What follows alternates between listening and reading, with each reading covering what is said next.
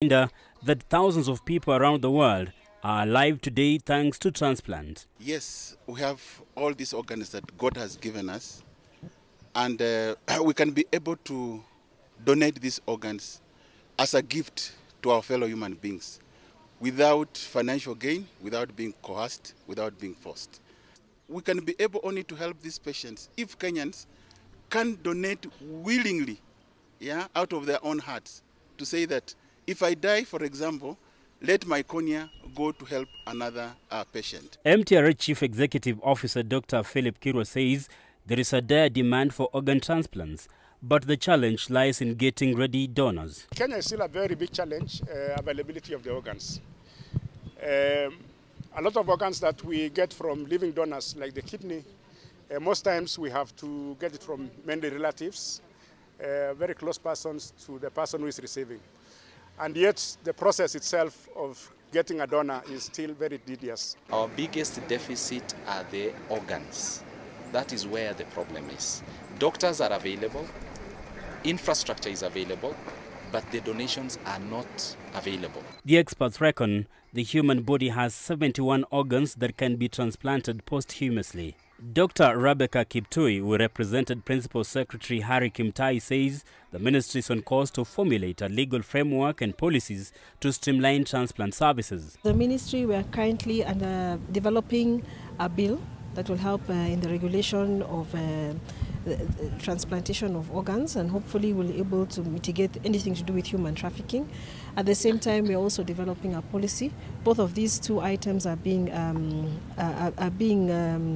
scrutinized, and of course there will be public participation once that time comes. In 2021, only 160 kidney transplants were done in Kenya against 5,700 patients who are on hemodialysis, which translates to a transplant conversion rate of 2.8%. Timothy Simwa, K24 TV. Now, Kenya will today join the rest of the world in marking World Food Safety Day, celebrated every year on the 7th of June. And Kenya will mark this day with significant expectations as well as significant milestones. Now, the day will draw attention to food safety incidents, which are situations where a potential or confirmed health risk is associated with food consumption. We've been asking your views on World Food Safety Day today, and we have someone here who says, today on World Food Safety Day, I emphasize on the importance of ensuring safe food for all. And let's continue to uphold the highest standards in food production, handling and preparation to protect our health and our well-being. Safe food today for a healthy tomorrow. We'd like to hear your thoughts when it comes to food safety in the country. The hashtag is New Dawn. You can also speak to us at K24 TV.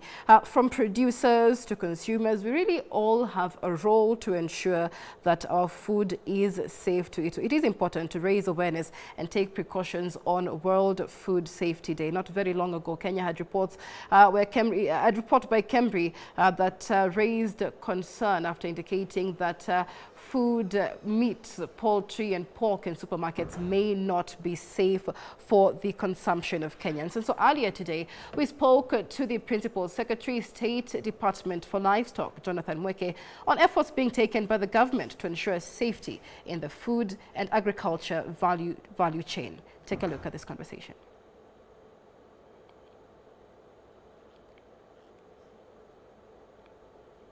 All right, we'll be bringing you that conversation in the course of this live broadcast. But let's take a look this morning. Then I was making headlines on the dailies, and we begin with a look at the top stories on the headlines there. A look at the front page of the Daily Nation this morning says, why Kenyans reject tax bill.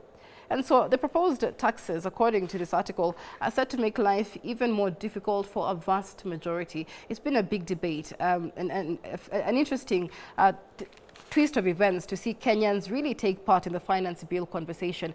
Previously, many Kenyans were more concerned with the budget reading and not so concerned about the process itself. And so the public participation process on the finance bill of 2024 has seen the government receive different opinions, including an outcry warning of massive job losses and a major economic crisis should contentious proposals contained in the finance bill be passed into law. Now, so far, we've had more than 500 groups appearing before MPs, including the church, asking Parliament to do away with the punitive taxes, even as businesses threatened to exit the Kenyan market. And these include businesses like Coca-Cola, which says they may just close shop, and about 3,000 Kenyans then may lose their jobs. We'd like to hear your thoughts on this finance bill. An Infotrak poll yesterday revealed that 8 out of 10 Kenyans are opposed to the introduction of, among others, new taxes on bread, on cooking oil, on financial services, on motor vehicles, as well as a new levy on environmentally friendly products. That's according to a new opinion poll. It also shows that 77% of Kenyans say the finance bill will not have a positive impact on the economy, while 87% are opposed specifically to the introduction of the 16% VAT on bread, on the 16% VAT on financial transactions such as M-Pesa. How will these proposals affect you? Do let us know. The hashtag is New Dawn. I will be sampling some of your thoughts in the course of this live broadcast. But also on the front page of the Daily Nation, you take a look at politics. Raila turns into Gachagua ally on divisive revenue sharing formula. And this comes in the wake of this conversation on the finance bill, a twist of events. And you know, they say in politics, you know, there are no real friends or real enemies. And so Azimio la Umoja One Kenya coalition leader Raila Odinga has waded into the debate on the controversial formula for sharing national resources, the 1 man, 1 vote, 1 shilling formula that has currently recently been championed by Deputy President Rigathi Gachagua. Now, Raila, remember, had initially proposed this formula under the Building Bridges Initiative, BBI, and has now come together with the Deputy President saying that it is a conversation that the country needs to have. And so Odinga's stand has given Gachagua a powerful ally against criticism by some leaders from arid and semi-arid regions, many of whom feel that the entire process, the entire formula would disenfranchise them. All right, and let's take a look also still at the top page of the People, the Daily Nation there, and ease in schools and colleges over cash delays. It's a conversation we'll be having at the top of the hour. But let's focus now on that conversation on World Food Safety Day, which is celebrated annually on the 7th of June. Earlier today, we spoke to the Principal Secretary, State Department for Livestock, Jonathan Mweke, on efforts being taken by the government to ensure safety in the agriculture and food value chain. Listen in. Principal Secretary, State Department for Livestock, Mr. Jonathan Mweke, many thanks for speaking to K24 TV. Now, Kenya joins the rest of the world today in marking World Food Safety Day, drawing focus to food safety incidents. The government of Kenya, through the Ministry of Livestock, has declared a nationwide enforcement of rules and regulations, following, among others, an increase in unregulated trade in animal products, as well as contamination of food products. How important is this day for the State Department for Livestock? This day is extremely important for us, but I also just want to mention that food safety doesn't happen on World Food Safety Day or World Food Safety Week. Food safety for us is an everyday affair, and it's everybody's business. So it's not just the Ministry of Agriculture and Livestock Development that focuses on food safety. Food safety is really a responsibility for everybody, from production to value addition to transportation to handling and logistics and to market. It's really just about making sure that food is safe for consumption. We need food safety, Michelle, and it's very important for us not just to ensure that we protect human health, but also for trade. So we look at food safety from those two aspects. One, to make sure that the food we eat as humans is healthy and nutritious, doesn't make us sick, but also we focus on food safety and put in many regulations and enforce those regulations so that we can ensure that we can do trade with our food, food of both from crops origin and food from animal origin. The theme for this year's World Food Safety Day underlines the importance of being prepared for food safety incidents. Are Kenyans prepared for food safety incidents? And that begins with awareness on how to handle food, especially when it comes to meat products, where they come from, the value chain of production. How far are we with ensuring safety in the entire value chain? I think this theme really talks to what's been going on in our world, especially because of the shocks we've been receiving due to climate change issues. This theme was actually even coined before the recent floods. And were we prepared for the floods in terms of food safety? We know we lost a lot of crops, we might have lost a lot of animals. Some of our crops, when they are prone to the flooding, what happens is they get aflatoxin, like in maize and all of that, which can also pass through animals, through animal feed, and then to humans again. And it has adverse effects to our health and, of course, to our trade. So we really are trying now to create the awareness so that our people can be conscious and be ready, be resilient to shocks like floods, like droughts, and ensure that food safety is an everyday thing and everybody is aware that they are responsible for food safety, be it the farmer who's producing the food or keeping the animals, to the person who's cooking it to sell it to you in a restaurant or in a kibanda, to the person who's handling it during transit or logistics. For example, milk. You need milk to be chilled, and if it's not chilled, then it has bacteria counts and it becomes bad for human consumption. So food safety really is everybody along that value chain must be aware about how to handle food and about the importance of food safety so that we can protect the entire system, the entire food system. Otherwise, we won't be doing what we need to do to keep our food safe. Absolutely. And awareness is one thing. But let's talk regulation, because then managing food safety incidents needs dedicated efforts from policymakers. Not too long ago, we had media reports of contaminated meat being sold in major supermarket chains, contaminated milk in other instances. Where does regulation draw the line? Do we have enough regulation to regulate the entire value chain in the food distribution? We do have good enough regulation, but the world keeps changing, and we keep changing as the world changes. So right now, of course, we have the Kenya Bureau of Standards that is able to set the standards, and you've seen them enforce the standards on food safety. We have the Animal Health Bill that also keeps the same. But what is now happening and the changes that we are seeing in the world is not just having food safety in specific silos or specific institutions. What is coming out is that for us to ensure our food is safe, it must be done in a coordinated manner, which means that very many actors amongst different institutions within government and private sector need to coordinate. So with that, the government of Kenya has not been left behind. We've got together with the Ministry of Fisheries because of the fish, with Ministry of Health, with Ministry of Environment through a One Health approach. And we've come up jointly with what we are calling the Food and Feed Safety Control Coordination Bill.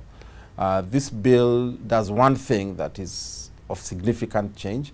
It moves the responsibility of food safety to the food business operator, the person who's actually selling the food, be it the retailer, be it the mama mboga, be it the person in the kibanda.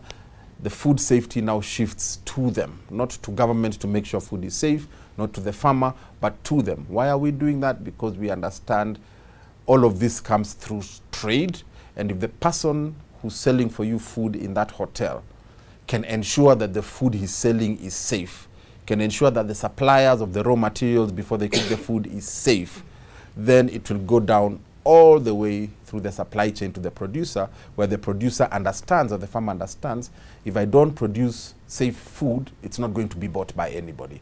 So that's the significant change within that. And then also we want to coordinate across all institutions so that we also don't overburden the food safety, the food business operator. We don't overburden them with overregulation. You know, today the health inspector has gone to check if their food is safe. Tomorrow the meat inspector has gone. Tomorrow somebody from KEBS has gone. The other day somebody from the Director of Veterinary Services has gone. Then you weigh down the business. So what we are saying is, why can't we do a one government approach so that if the meat inspector goes there, they know that they need to check the standards, so KEBS doesn't have to go there tomorrow. They need to check the cleanliness or food safety, so Ministry of Health doesn't go there tomorrow, or the public health officials don't have to go there tomorrow. That way we just coordinate the entire food system and ensure that our consumers get.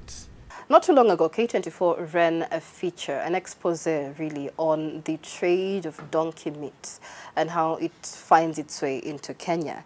And there's been a multi-agency team that had been tasked to identify hotspots for illegal slaughter of livestock.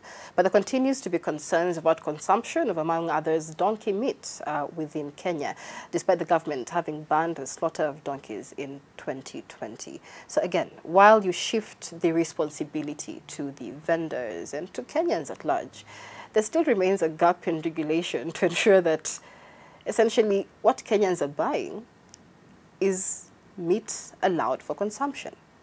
We all understand that government cannot be there 24 hours a day, 365 days. We will not be there at 4 o'clock in the morning, for example, when somebody has slaughtered in a remote part of their village and put it in an identified car in the boot and find it straight on Nairobi.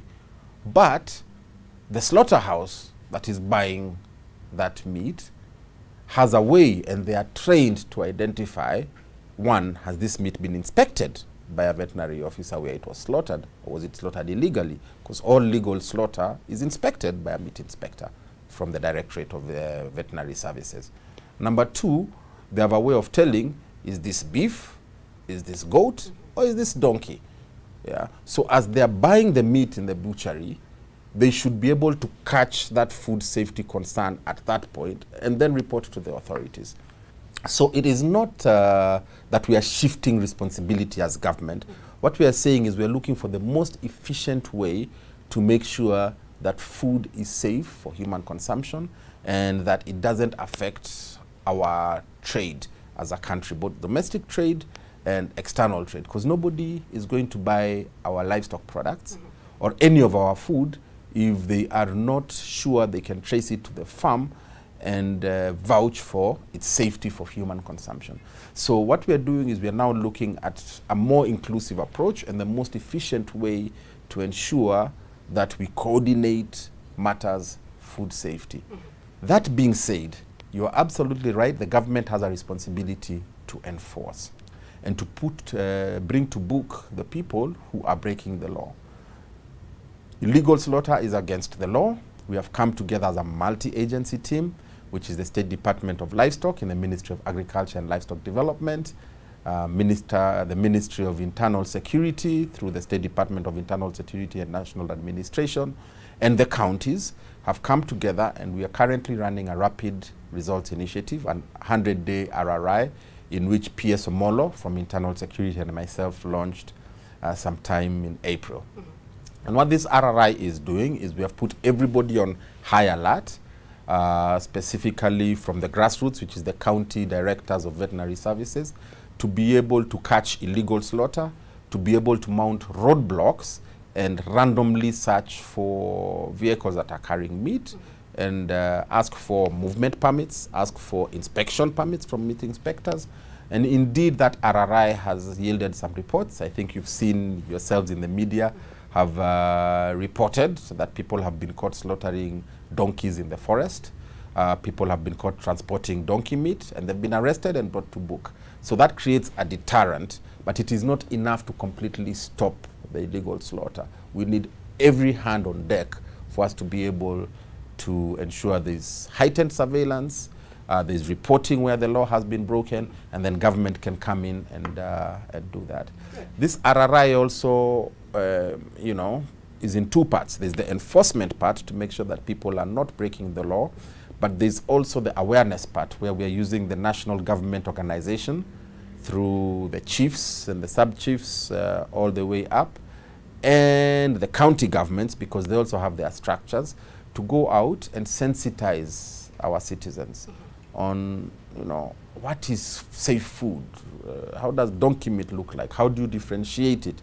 What to do when your donkey gets stolen? Because that's where it starts. Outside of meat, I mean, there's other dairy, other products coming out of the livestock sector, including dairy, and there's been concerns over the quality of milk that is circulating in the country as well. What reforms? Because when you took over the livestock docket, you had an ambitious plan to revolutionize livestock farming, ensure that farmers get value for money through many other things, value addition. And so we've seen a lot more, you know, milk in the supermarket shelves, a lot more smallholder farmers getting their products on the supermarket shelves. But what is the safety standards of the milk that Kenyans are consuming today? The regulator for milk is the Kenya Dairy Board, which is a state corporation under the State Department of Livestock here in the Ministry of Agriculture and Livestock Development.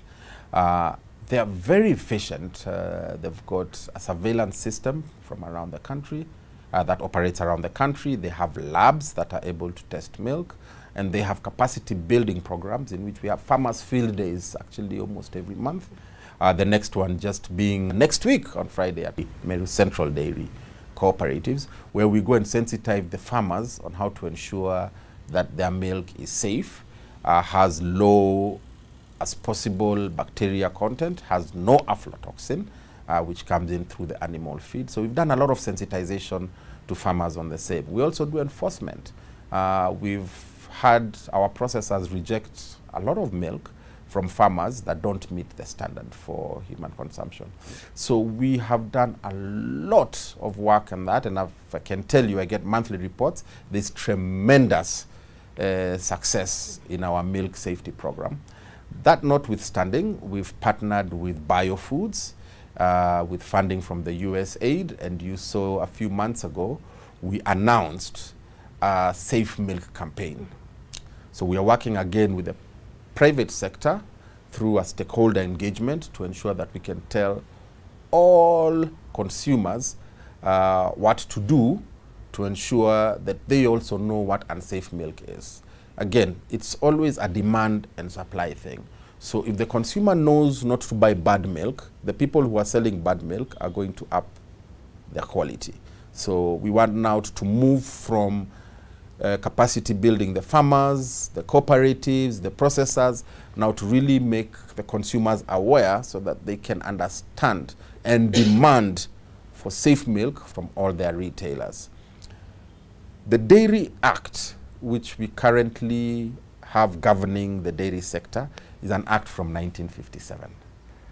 So we've agreed with the industry, and the industry have actually been very progressive in helping us update that act. So we're actually calling it an industry bill, because we asked the industry guys, how do you want your dairy sector to look like? So we've put together farmers and everybody across the value chain, and they've developed what we are calling the Dairy Bill 2024. This bill has gotten to a place where we have now put it together. We are waiting to do the validation sometime week after next. In 2 weeks, we'll be having a dairy conference that will be chaired by the Deputy President, in which dairy reform is under his docket.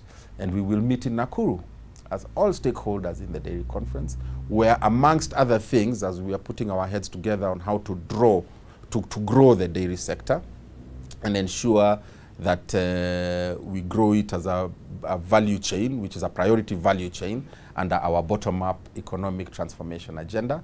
We will also be validating the dairy bill, after which we will go take it to cabinet.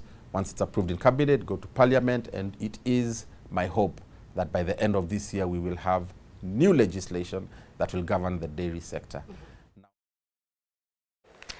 It is a conversation on World Food Safety Day with a focus on food safety in the country. Speaking to Principal Secretary, State Department for Livestock, Jonathan Mweke. Do catch that full conversation live from 10 to 11 a.m. right here on K24 TV. Let's take a short break, a new dawn. When we come back, we take a look at what's making headlines in the dailies, as well as the week in review. There's top stories that have had headlines this week, and there's been a conversation of debate even on social media. Our hashtag is New Dawn. Do speak to us about what you think stood out for you this week. We'll be back with this conversation in just a moment.